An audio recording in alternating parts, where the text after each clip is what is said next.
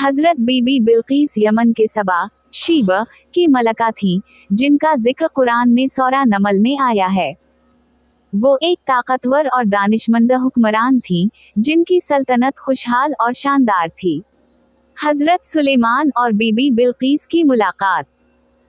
हजरत सुलेमान को अल्लाह ने नबुवत और एक अजीम बादशाहत अता की, जिसमें इंसानों, जन्नात और जानवरों पर इख्तियार था। उनके दरबार में हदहद आया और सबा की मलका बिल्कीस का जिक्र किया कि वो और इसकी कौम सूरज की पूजा करते हैं। हजरत सुलेमान ने मलका बिल्कीस को खत भेजा, जिसमें इन्हें अल्लाह वाहिद की इबादत की दावत दी गई। बीबी बिल्कीस का दरबार और दानिशमंदी। बीबी बिल्कीस ज़ीरिक और मदबर हुक्मरान थी। इन्होंने हजरत सुलेमान के खत का जवाब जंग के बजाय सुलह की कोशिश से दिया और कीमती तोहफा भेजा।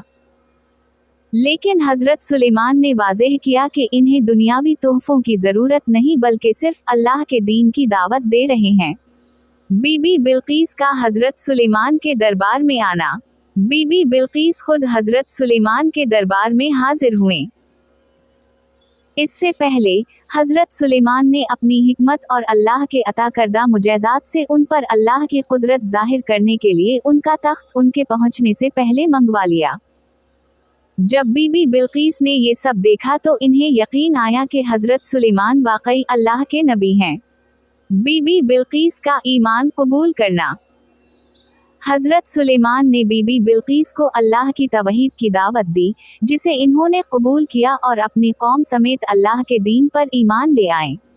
क्या बीबी बिल्कीस ने हजरत सुलेमान से निकाह किया? इस बारे में इस्लामी तारीख में मुख्तलिफ रिवायात हैं।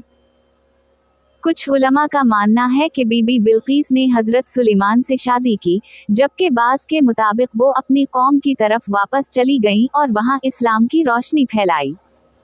बीबी बिल्कीस की कहानी अक्ल, हिकमत और सच्चाई को कबूल करने की अहमियत सिखाती है।